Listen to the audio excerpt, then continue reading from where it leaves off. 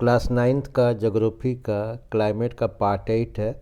और हम लोग यहाँ देखेंगे पार्ट 8 में कि जब मानसून पहुँच जाता है, मानसून जो दो रास्ते से निकलता है। इस तरह से अगर इंडिया का साउदर्न पेनिनसुला है तो एक अरबियन सी के रास्ते से निकलता है और इस तरह से क्रॉस होते हुए बे ऑफ बंगाल से निकलता है और यहाँ मूव करता है। तो यहाँ पर अगर आप देखेंगे तो अगर इस तरह से इंडिया है तो यह नॉर्थ वेस्टर्न मतलब जो गुजरात और राजस्थान के बीच में अंतिम में ये यहाँ पहुँच के और यहाँ से ये जो मानसून है कमज़ोर पड़ जाता है। तो मानसून कमज़ोर बढ़ के इसके आगे नहीं बढ़ता है, एडवांस नहीं होता है, माने वो रिट्रीट होता है, माने वापस होने लगता है, या इसको हम लोग वापस होने लगता है उसको हम लोग विड्रॉवल कहते हैं।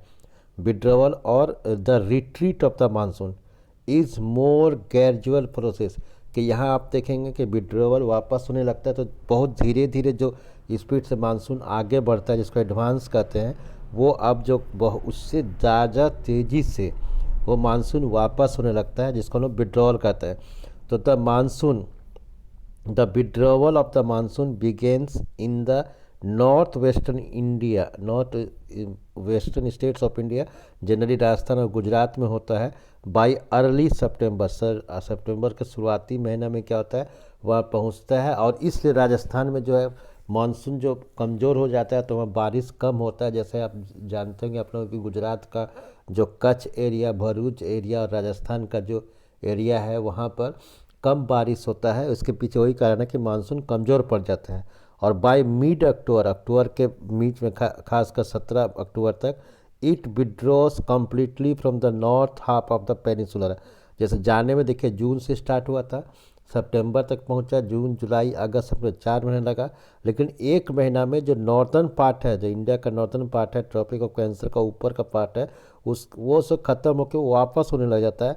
और the withdrawal from the southern half of the peninsula Fairlie rapid, और जो यहाँ साउदर्न पार्ट में पहुँचता है, डेक्कन प्लेटू पहुँचता है तो और तेज़ी से ये ख़त्म हो जाता है। और सितंबर होते होते ये जो पूरे भारत से मानसून ख़त्म हो जाता है। तो इसको हम लोग विड्रॉवल कहते हैं। अब यहाँ पर क्या क्या फैक्ट है उसको समझना होगा। तो ये फैक्ट है कि जो island receive very first monsoon shower, कि जो आइलैंड हम लोग का जो यहाँ पर जो अरबियन सी से पहले जो यहाँ पर तो अरबियन सी में जो यहाँ पर आइलैंड है वहाँ पर सबसे पहले सावर होता है progressively from the south to north. और इस तरह से ये जो साउथ टू नॉर्थ होते हुए निकल जाता है। From the last week of April to the first week of May, कि अप्रैल का अंतिम समय से लेकर फर्स्ट वीक ऑफ मई तक जो है the withdrawal takes place progressively from north to south. जो साउथ टू नॉर्थ गया था वही नॉर्थ टू साउथ वापस होता है। और फर्स्ट वीक का दिसंबर में से होते हुए फर्स्ट वीक जनवरी तक ये पूरी तरह से कंट्री से विंटर मानसून स्टार्ट हो जाता है।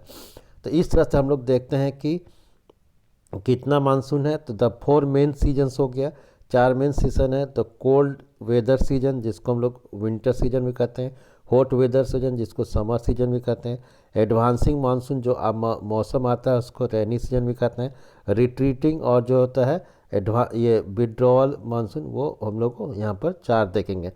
अब इसको हम लोग एक एक पहले विंटर सीजन देखते हैं। विंटर सीजन अगर आप देखेंगे तो यहाँ the cold weather season, winter season, तो यहाँ क्या क्या होता है, कब स्टार्ट होता है विंटर सीजन।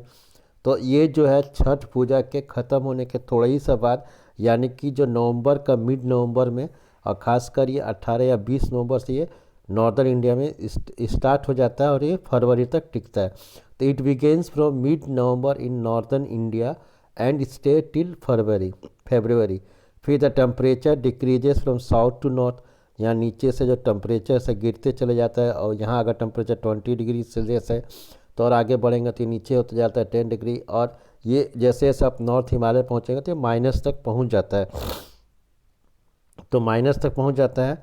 तो उसके बाद जाके है डेज आर वार्म, विंटर में क्या होता है, एंड नाइट्स आर कोल्ड, दिन थोड़ा गर्म होता है, रात ठंडा हो जाता है। फ्रोस्ट इज़ कॉमन, फ्रोस्ट क्या होता है, जब ड्यू गिरता है, ओस गिरा, तो आप पत्ता सब में अगर कोई पत्ता होगा तो वहाँ पर आप ध्यान दीजिएगा कि कोई भी लीफ होगा तो लीफ में देखेंगे कि अगर गौर करेंगे तो ओस है, तो ओस में वहाँ पर पत्ता सब कुछ काला काला पड़ गया जिसको हम लोग पाला कहते हैं।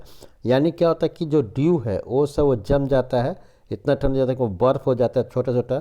और फिर जब उस बर्फ़ हो जाता है तो वहाँ पर उसको जो इसको जो क्लोरोफिल ज़रा से नहीं जाता है और काला हो जाता है, तो इसी से पहचान होता है कि वहाँ फ्रोस्ट पड़ा कि नहीं। तो इसलिए कह रहा है कि days are warm and nights are cold, frost is common in the north and higher slope of the Himalaya. और हिमालय में ये काफ़ी दिखता है कि स्लो फॉल होता है, और वो रात में जो ओस भी, इवन जो ड्यू है वो भी ठंडा होकर जम जाता है। North east trade winds prevail over the country. अब ये पूरे कंट्री में जो ईस्टर्न है, नॉर्थ ईस्ट है, ये जो हवा है पूरे कंट्री में ठंड में बहते रहता है, और ये खतरनाक होता है, खासकर जब हिमालय में बर्फबारी गिर जाता है तो पूरे भारत में ठंड लगता है। In the northern India a feeble high pressure region developed with light winds moving outward from this area. तो यहाँ तक ये ख़त्म हो गया है। फिर हम लोग हॉट वेदर जो है नेक्स्ट में देखेंगे। तो इसको इसलिए थैंक यू।